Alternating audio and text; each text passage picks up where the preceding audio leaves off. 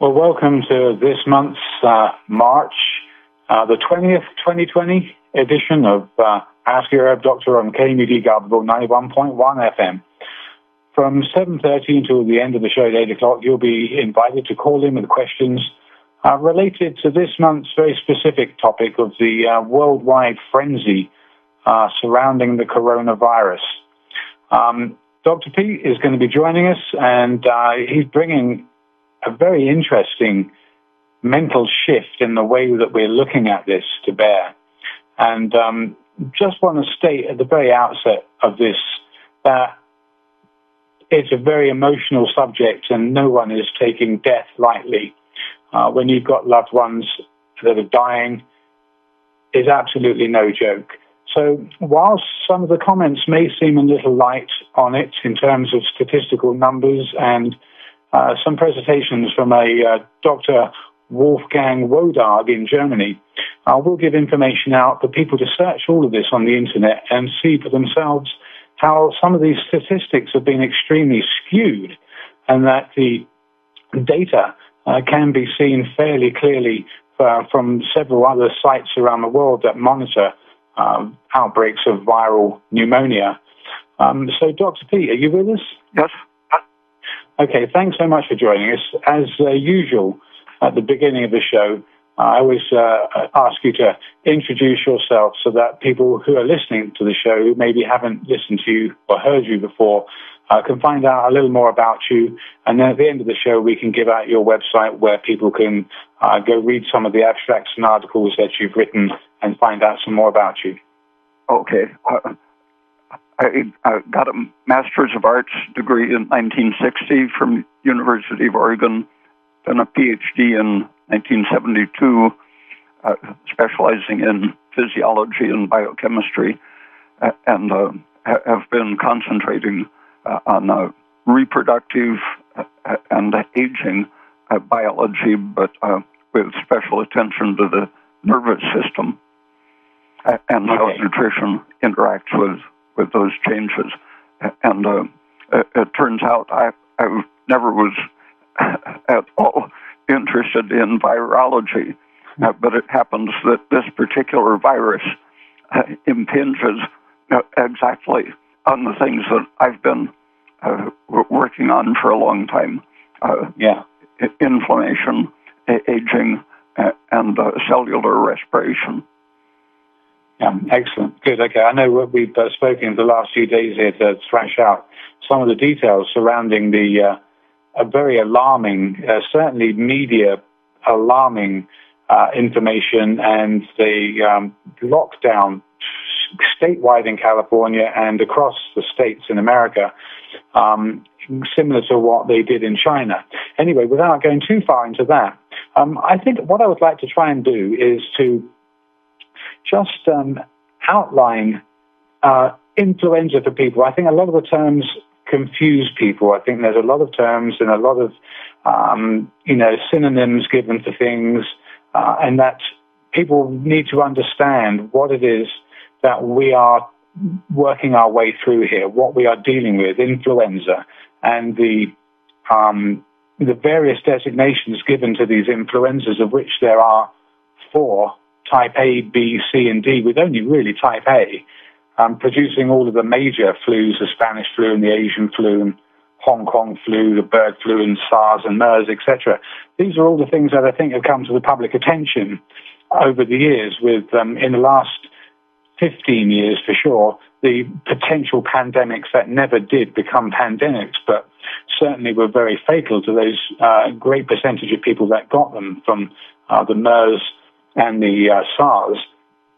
So influenza, I mean, when most people get a common cold, a common coronavirus, it is another coronavirus, so let's not keep them separate so people can understand that the common cold is the same type of genera of virus as this influenza, and that the main issue, I think, with this, before we get into some of the political and some of the actual facts around statistics that have really, I think, alarmed people, and not just to mention the people that have been shown in hospitals and on ventilators And unfortunately, for those people that have died, it's extremely tragic. I'm not saying or downplaying it in any way. So influenza, as far as I know, the main thing with influenza is the massive amount of inflammation that comes as the body's immune response to the virus. And it's a severe complication that we get viral pneumonia, and that is, and or secondarily bacterially infected. And then so that you can get various strains of bacteria that wouldn't normally take up residence in the lungs that can become overwhelming to a system that's already crashing because of the inflammation. When a person gets verified influenza virus, for example, a typical analysis will find various other viruses like common cold viruses and other respiratory pathogens, as well as the true influenza virus. So even when there's a confirmed definite flu virus, you can't be sure that that's really the culprit because, at present, most of the people getting seriously sick or dying are old, definitely beyond their mid-50s, and the highest mortality is over 70. And one place said that 99% of the people dying with the coronavirus were suffering from other very serious things, such as diabetes, hypertension, stroke symptoms, and things that made it much more likely that they would die from a stress. But also other pathogens take advantage of that weak condition. And then just because you have one particular pathogen that you have a test for, you can't be sure that that is really a contributing factor, even when there are so many other pathogens present. Yeah. Okay, so somebody catches a species of virus known to cause influenza, and that then either does or doesn't become complicated. We've heard a lot in the news about this particular outbreak, and we'll get into whether it's a zoonotic infection or whether it's weaponized, and all of the things that have come out that are seemingly plausible. But I know we've got some facts coming out that I'd be very interested to hear from you, what you mentioned a couple of days ago. And I don't know how long it will take for that to propagate, but we'll find out from you in a moment. But the actual death rate really is, as you said, it's from the older populations, although there's been reports of young people, or middle-aged people, have suddenly got the complications of this infection, which have become viral pneumonia and overwhelming inflammation, and that's how they suddenly end up very short of breath, and then needing ventilation in a hospital environment. And it's seemingly the overburdened hospital system with those kind of cases that seems to be making the drastic news. So far as let's get into the origin of this, because I think most people are just buying the standard kind of doctrine that this is coming out of China. It's a Chinese origin. It's come from a wet market.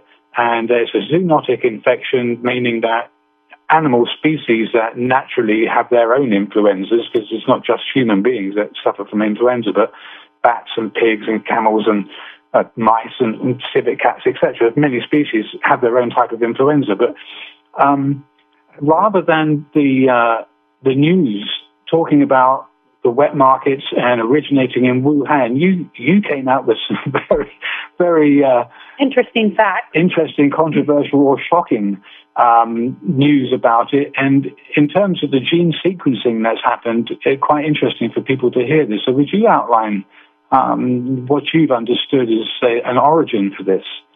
Virologists in Europe and the United States, South Korea, Taiwan, as well as China, have the Chinese refer to the DNA sequence analysis as showing that the trunk of the series of the family tree is in the United States, and there are 5 different branches or varieties occurring early in the United States before the strain in China identifies as the 4th or 5th branch off this trunk, and that's based on the fact that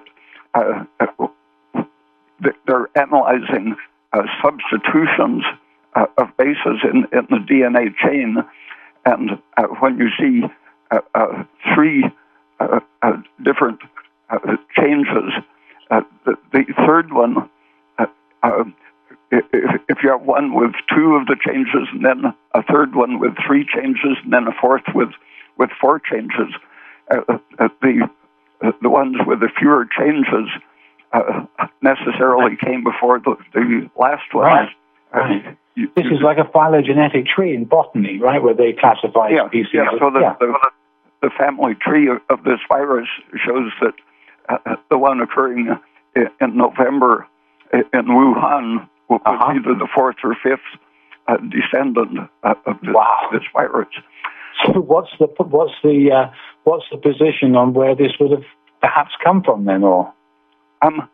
People have been pointing out, for example, a 2015 article in Nature magazine was just a news item mentioning that the people connected to the CDC, I think working at Fort Detrick, Maryland, were working to produce a vaccine to the coronavirus, and that they were creating pathogens to develop a vaccine in advance, so that when an actual epidemic broke out, they would have a vaccine ready, because normally it takes 12 to 18 months to prepare a vaccine for a new strain, and by that time, the flu season is past, and so the vaccine doesn't do much good. This was pointed out in 1976 in connection with the so-called swine flu pandemic, which never existed. And the man who pointed out that the whole idea of making a vaccine for influenza or a disease of that sort, which mutates rapidly, and the vaccine production takes at least a year, that the whole thing, he said, was conceptually fraudulent. So he got fired, and the government announced a pandemic, but basically only one person died from that virus, so it definitely wasn't a pandemic. And that was back in 1976? 76, yeah, the great swine flu pandemic, in which the only people died were a few hundred from the vaccine and a few thousand that got paralyzed from the vaccine. Wow. Okay, so basically what you're saying is that when virologists look at the gene sequencing of the current coronavirus, and then they can see the genetic changes, saying that there were 4 or 5 different steps before it, meaning that the current, or the one that broke out in Wuhan, had ancestors that they'd already known about in the United States. Yeah, but if the CDC could, in their lab, experimentally produce a pathogen that might naturally occur, if they could produce it before it naturally occurred, then they could have their vaccine ready for it. So they were working on that.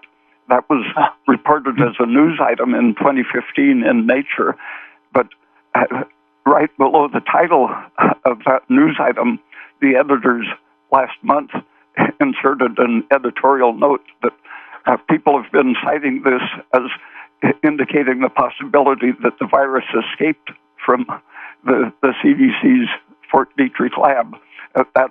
They said that wasn't a proper thing to suggest. But even if it wasn't an escaped virus from a bioweapons lab, if they were working on viruses that occur naturally and trying to find vaccines for those viruses, then... Yeah, that was a perfectly proper thing to do, according to their... They patented a coronavirus in 2003 specifically to work on that project, so there was nothing improper conceptually. They wanted to be ready with a vaccine. But that was a 2015 news report in Nature magazine, and then last summer, either July or August, it was in the news that the CDC had ordered the closure of the virus lab at Fort Detrick because they had carelessly let their escape protection system deteriorate, and their water filtering system wasn't working, so they closed the lab because of the danger of an escaped virus. That was in August of last year, just 2 months before the outbreak. And then American soldiers have been participating in international military athletic contests. It's been an opportunity for Olympic athletes to practice becoming soldiers so they can full-time train while still being an amateur. And normally they've scored very well in world competitions. But last year, for unknown reasons, there were either 180 or more soldiers there in the competitions. And they came in 35th in rank among all of the countries of the world. The U.S. soldiers came in 35th in the competition that was held in Wuhan. Yeah, that's what I've been reading. And the Chinese were ridiculing what miserable athletes they were, and commenting on whether that reflected on the American Army. But normally the Army athletes were outstanding Olympic quality. Interesting. So when from what you would normally expect at an Olympic competition presentation, you'd have people at the highest level. It went from that, what would normally happen, to a stunning 35th place, and comments about how amateurish the competitors from America seemed. The Chinese in particular were saying it was hard to imagine why they came in so poorly. Okay, you're listening to Ask Your Doctor on KMUD Garberville 91.1 FM. From 7:30 till the end of the show at 8 o'clock, you're invited to call in with questions related to this current pandemic and the frenzy and hysteria here that's been generated for sure about COVID-19. So, Dr. Peat, you were also mindful that, and when I first heard it, I couldn't quite believe it, but the potential source of this could potentially have been from this country, and that I know there's been sparring between both nations about who to blame, because I think most people in the press want to just take the natural assumption that these zoonotic infections, they do occur, and it's typically the finger pointing was at the wet market in Wuhan because it exists, and animals have been known throughout history really to transmit disease to humans.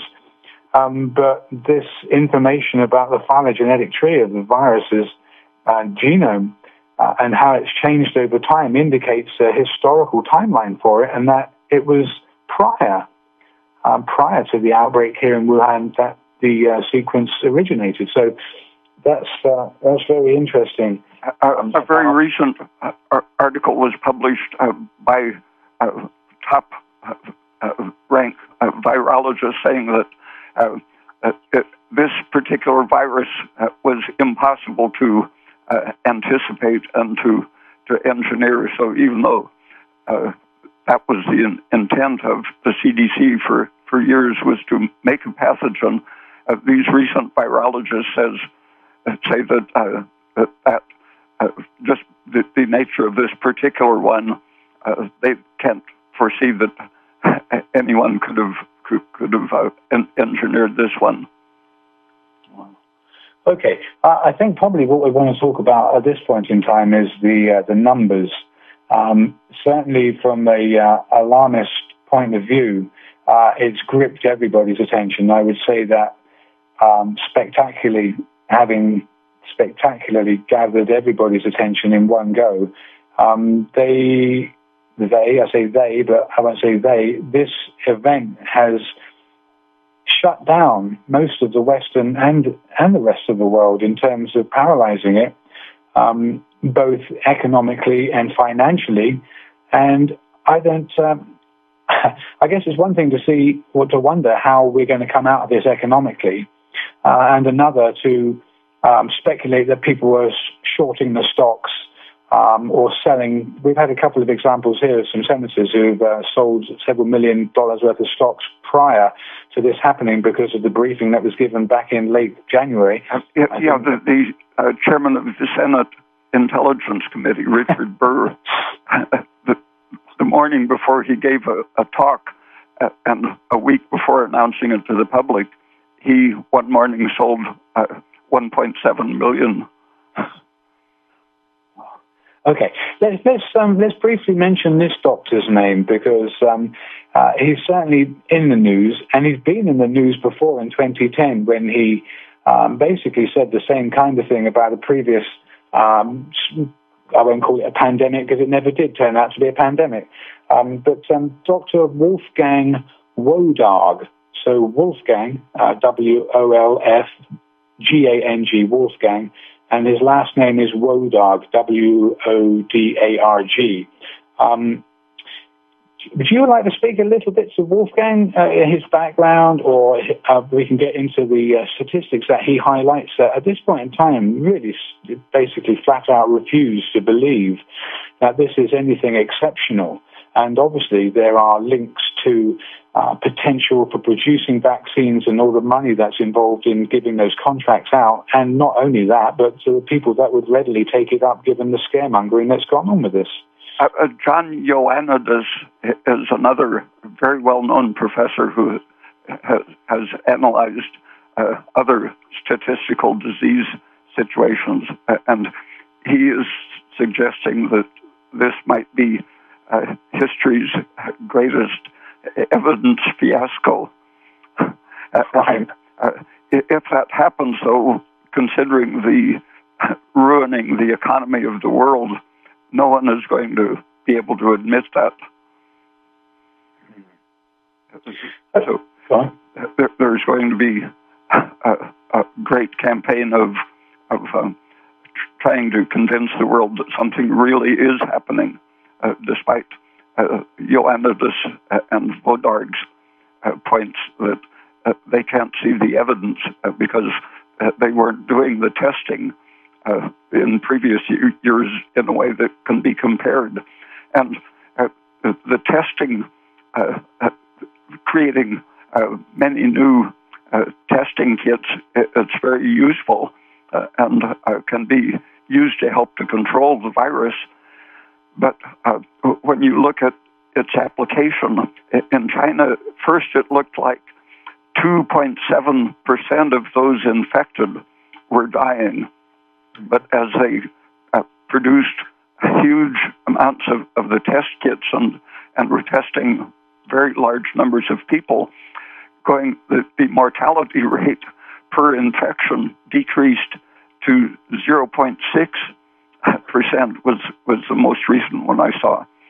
And people like Ioannidis are saying the actual mortality figure from the statistically interpreting the available information could range from 0.025 up to 5%. Italy and Iran have been in areas reporting 5 or 8 or 10% mortality of those infected.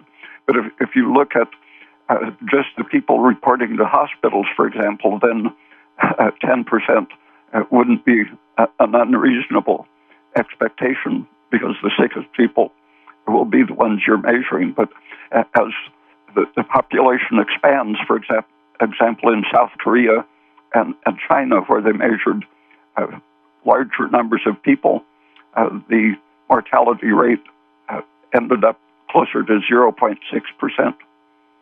Right, and then, of course, there's people that might have this species of coronavirus, but they aren't getting tested. So if everybody, the whole entire population were tested, then that mortality rate would drop to what you're saying, something like 0.025. Yeah. So the mortality rate is very skewed. It's not an accurate way to look at this. Yeah, it's approaching the normal flu mortality of 1 in 1,000. So, Dr. Peat, you're probably just the right person to speak to about statistics, having gone through, everything that you did back at university and going through, just providing data and comparing and understanding the way that statistics do get skewed, certainly to benefit the editor or the magazine it's being published in. Just give us an idea about some of the statistical skewing, and then we'll look at the numbers of people that they're quoting on various news sources and sites about this particular outbreak. I've been mentally comparing it to what has happened historically with cancer incidence, mortality, and diagnosis. I saw a General Electric television advertisement years ago saying that if everyone would buy their X-ray machines, we could reduce or increase the cure rate of cancer to close to 100%, 97% cure rate, I think they said. Because if only, say, 40% of the population is going to die of cancer, but you diagnose it in 100% of the population at a certain age, only 1% might be dying in that population range.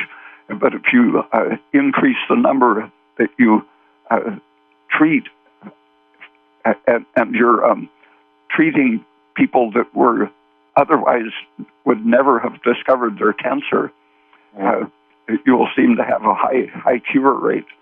50% of people, 100% of people 50 years old and older have somewhere in their body tissue that can be diagnosed as cancer. Right. So if you look hard enough, you can say there's 100% cancer incidence, but not 100% of people will die from cancer. Only a smaller percentage die. So you can claim to have cured it if you find it in those people who never would have developed it. But when you treat the cancer increasingly as you diagnose it at an earlier age, if your treatment is killing people, then the mortality rate will increase with the diagnostic rate. And starting in 1945, the American Cancer Society publicized that you should regularly have a checkup for cancer and watch for the signs. And steadily, for 40 years after that, the cancer mortality increased. In the 2 or 3 years after the prostate-specific antigen test became available, the number of diagnoses increased radically. And since there was no change in the population, the mortality would be expected to stay the same. But since the treatment went up in proportion to the extreme increase in diagnosis, also the mortality suddenly surged up, strongly implying that it was the treatment they were dying of. And when you look at the people going to the hospitals, a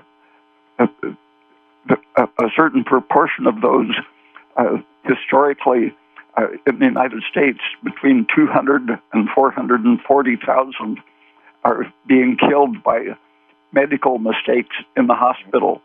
So even with the doctors being the ones judging what happens to you in the hospital, when you use a diagnostic test to herd people to see their doctors and go to the hospital, you're for sure going to subject them to this very high rate of medical accidents.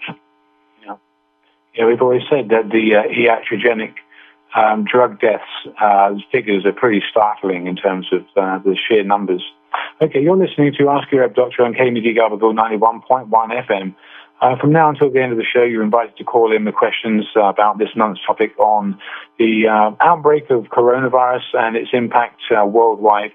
The number is 707-923-3911. That's 707-923-3911. My name's Andrew Murray. My name's Sarah Johannesson Murray, and we're joined by Dr. Raymond Peat. Okay, I think we have a caller on the air. So let's just take this next caller. Caller, you're on the air. Where are you from, and what's your question? Hello? Caller, I told you to listen on the phone. Oh, well, try again. Okay, try again. I do actually have someone else called in with one for me to ask you about. Wanted you to talk about the origins of the Spanish flu and theories about that and conspiracies surrounding that. Okay, well, before we do that, let's just give out the number again, Michael, and then you can just let me know when we've got more callers lined up here. But the number is 707-923-3911. So, Dr. P, Spanish flu, 1918, extremely virulent, wiped out, they imagine between 50 and 100 million. They've revised that number from 25 million, but very deadly, and not necessarily due to the end of the war and, well, obviously the end of the war, but people were sick and malnourished, but it was a very virulent form of H1N1 virus that just seemingly had a perfect storm of genetic ability to rapidly take over human cells, mammalian cells.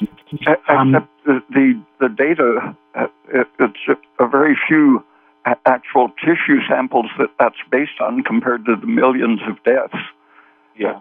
So at that time, the flu was thought to be a bacterial infection. Right. And there was one popular treatment for it using camphor, injecting camphor dissolved in oil, such as olive oil.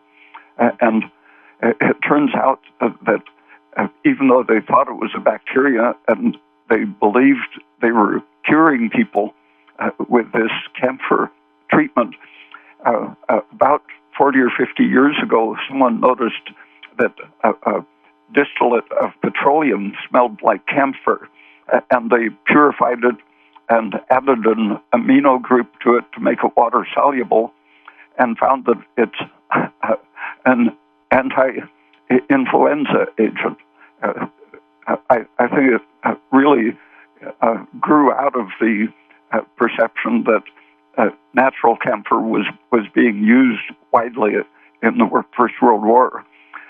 And this drug that was created about 50 years ago, amantadine, and its relative rimantadine, and the newer memantine, which it's most known for treating Alzheimer's disease, but these are all broad-spectrum antivirals, and they happen to be safe genetically, where many of the antivirals being recommended, especially in the United States recently, acyclovir, ribavirin, and chloroquine.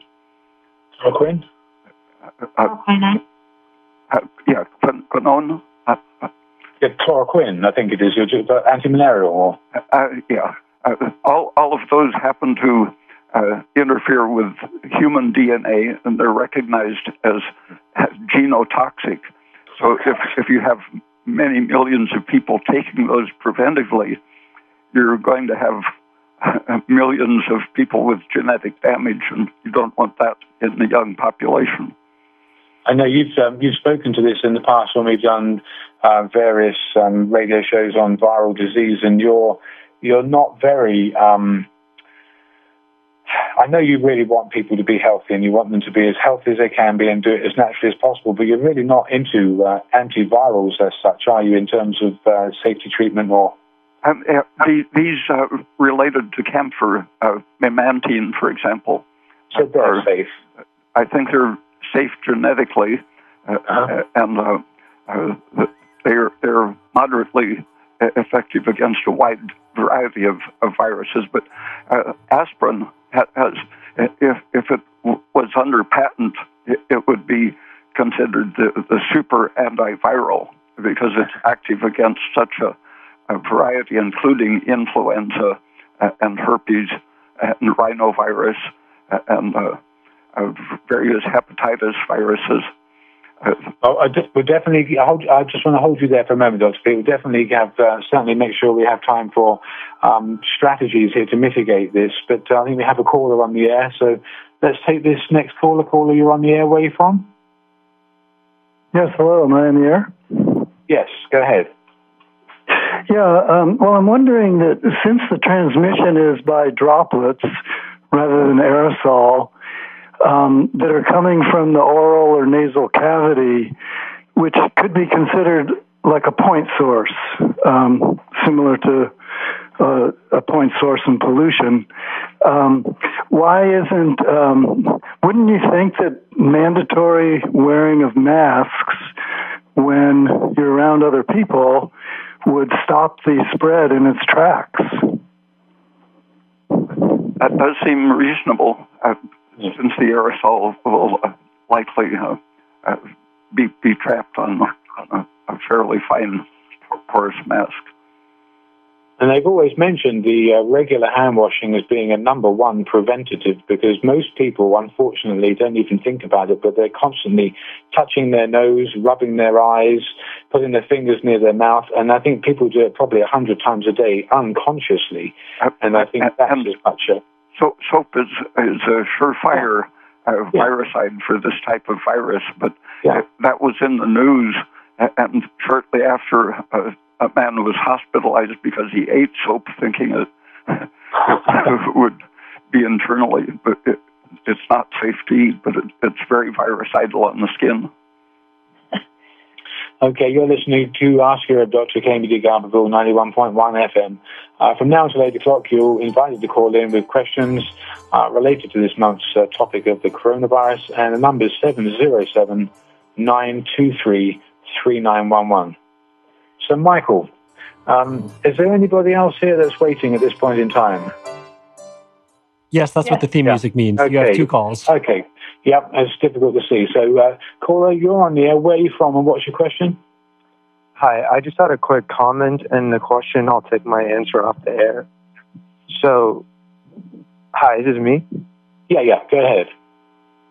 My comment is that a few months ago, Dr. Peat mentioned a few times that just forming organizations would be the best way to fight whatever negative kind of impact the ruling class is having. I realized that this new concept of social distancing is just a great way to crush all organizations going forward. Not to sound too conspiracy theories like that. That's just something interesting I noticed. And my question is that the governor of California said around half the population is going to get infected with this virus. Do you think that's an accurate projection? And I'll take my answer off the air. Thank you. Sure. Okay, so Dr. Peat, I guess we should talk about this looking forward, and I guess historically will be vindicated by whatever the outcome is. But what do you think? I mean, Newsom said 50 to 60 million people, or 50 to 60%. I think it was 60% of the population, he said, expected to contract this virus. I think in this go-around, not just in its general yearly return, but... I think that's within the historical range that almost none of them will have a serious sickness, but the stuff blows around. And the reason there's a flu season from winter until late spring is that in the temperate zones, the sun exposure goes down, and most people become, to some extent, vitamin D deficient and extremely susceptible to infection, especially viruses. And by summer, the vitamin D is rising, and viral immunity rises very strongly, ending the flu season year after year. Interesting. I just want to speak to that in terms of, I have a friend who's using 20,000. Okay, so most people, if you're listening, vitamin D comes in drops, and without naming names, there's plenty of people that manufacture it. But there's one particular manufacturer in Chicago, who I think that's where they're based, that produce a vitamin D of 4,000 international units per drop. And I don't think the CDC or the other health bodies here in the States recommend anything more than 800 international units or 1,000 international units. Anyway, this vitamin D product is a 4,000 IU per drop product. And this particular person has been using 20,000 IU per day. Okay, so well over what would normally be recommended. And they've had labs and blood work to test their vitamin D, and their vitamin D is just about in the middle of the range, because it was very low to begin with. And so they started using more and more and more, and they had 3 or 4 labs done. And at this point in time, the vitamin D is about 50 picograms per mil, when the reference is between 25 or 30 to 100. So how about that? It's such a variance in people. So people taking your vitamin D, the best way to know whether you're taking enough is with a skin prick test, and you can get that from the Vitamin D Council online. And that way you need to be aware of actually what your level is. And Dr. Peat recommends it's not below 50 nanograms per. 50 to 60 is a safe range. And I've seen probably 95% of the people I've been in contact with have been below that range. And there are lots of other symptoms that go with low vitamin D, fatigue, muscle weakness, high blood pressure is strongly connected with it. And the virus, I mentioned that it interacts with the endocrine and inflammatory systems, and vitamin D and adequate calcium in the diet happen to work on the same part of the immune system that the drugs that the Chinese have been having success with in treating people who already have the infection. One drug is C-nancerin, which is a serotonin blocker. The other is losartan, an angiotensin receptor blocker, AT1 receptor blocker. And losartan has been used for treating high blood pressure mostly.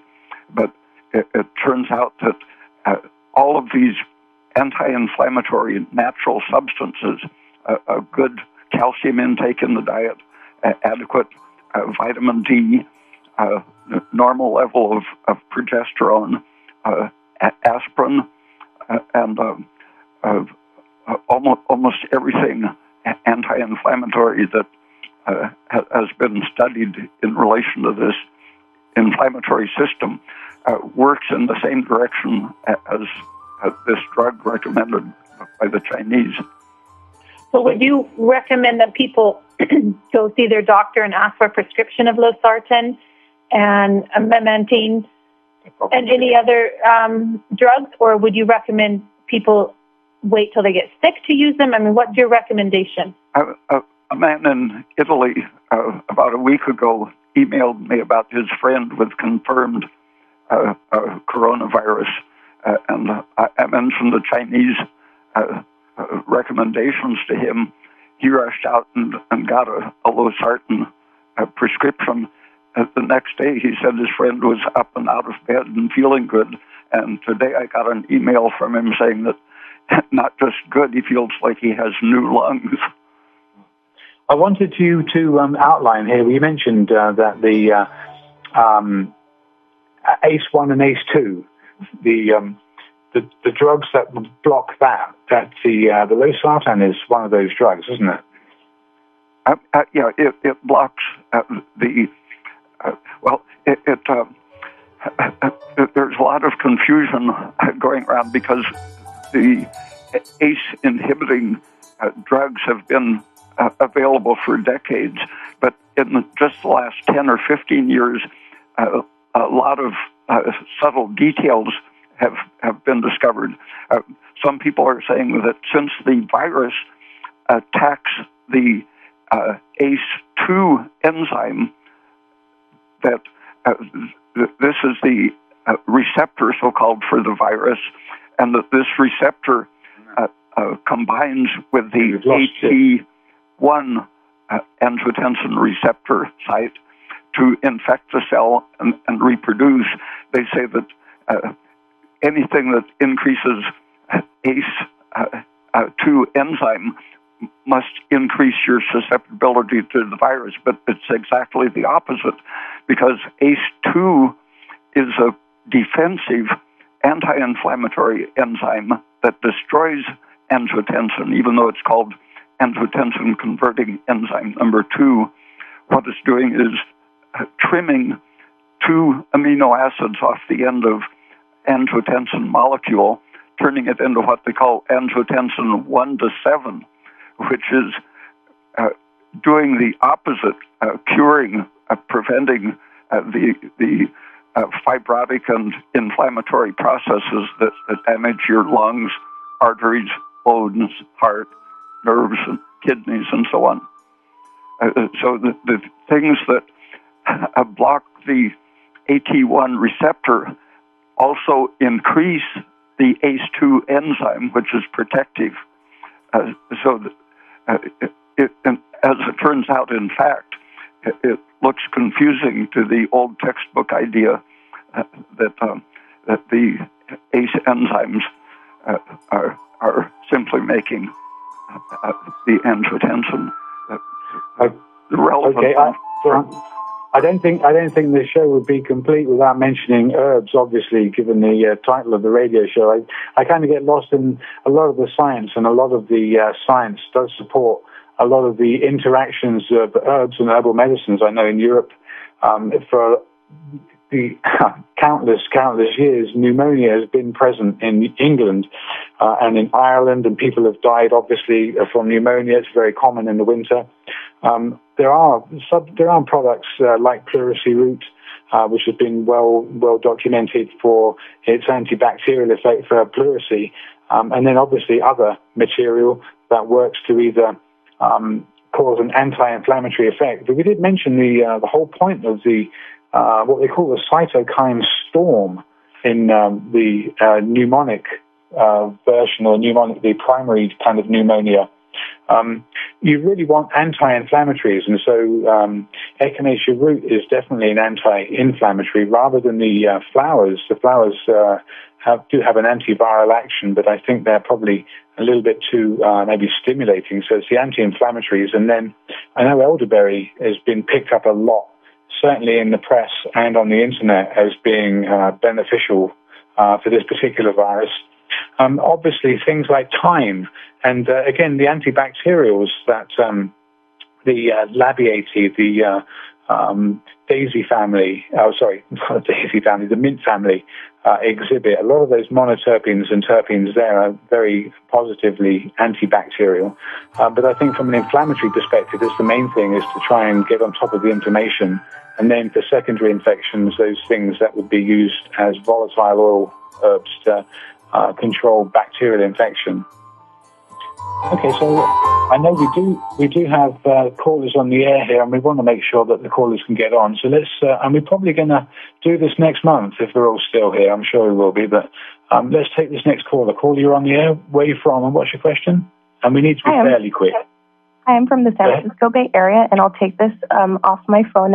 What will it take for our economy to bounce back to where it was before the coronavirus? Well, good question. I know you're not an economist, Dr. Peat. What do you think about the potential fallout from the financial meltdown that's going on?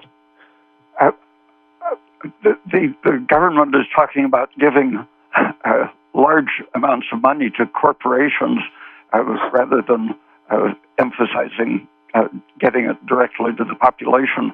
The extremely conservative economist Milton Friedman decades ago proposed minimum basic income as a way to stabilize.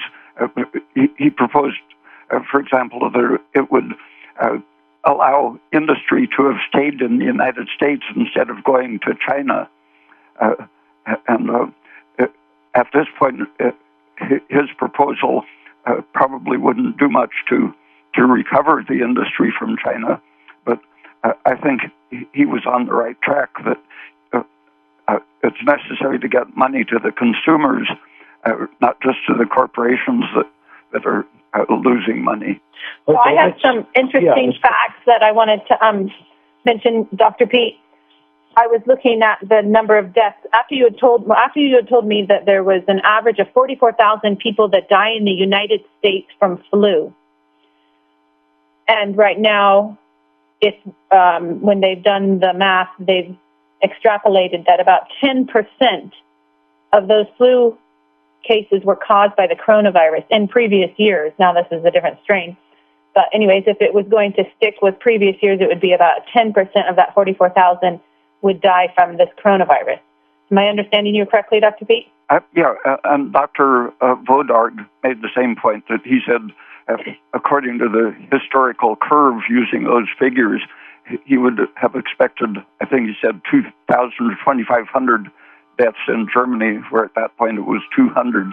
So they were behind the mortality curve.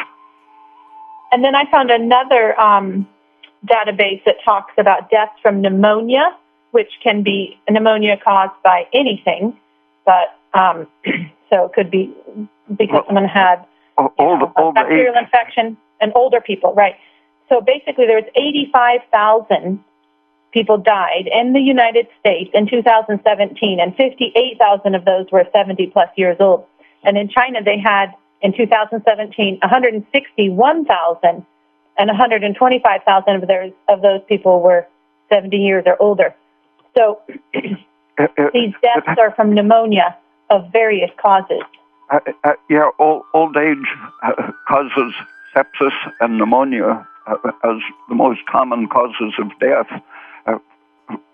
other than specific things like heart disease and cancer. But it happens that old age changes the inflammatory system the same way this particular virus does, increasing angiotensin receptor and decreasing the protective ACE2 enzyme system. So anything you're doing to protect against the viral effects really are protecting against aging. And the main outcome of the pneumonia produced by these viruses is a chronic fibrosis of the lungs. And all of the things protective against the inflammatory system help to reverse the fibrosis once it has started. So would you recommend people go ask their doctor for a prescription of losartan, or would you recommend they just wait until they get the virus or get the flu? I think it's not such a problem that a person needs to go to the doctor for it. Almost everyone is going to have only mild symptoms from it. But right, and everyone has access to aspirin and herbs like echinacea and elderberry and astragalus and baikal skullcap, and then also those antihistamines if you do get the flu, loratadine and cyproheptadine, otherwise known as periaction. Vitamin D, vitamin B1, and aspirin are moving this system in the corrective direction. And I hate and if you are really sick in the hospital, get your doctor to give you a prescription of losartan. Okay, we better hold it there. We're really close to the top of the hour. Thank you so much for joining us, Dr. Peat. Let me quickly mention your website, and thanks for your time. Okay, thanks. Okay, so Dr. Peat can be found at www.raypeat. And we can be found at westernbotanicalmedicine.com. Like I said, there are plenty of herbs that have been used as anti-inflammatories, antibacterials, and plenty of history for the use of herbal medicines in Europe and in America. Pleurisy root, like I mentioned, even astragalus and baikal skullcap, definitely echinacea and elderberry, and of course all those volatile oil-containing herbs that are certainly antibacterial for the respiratory system. So until next month,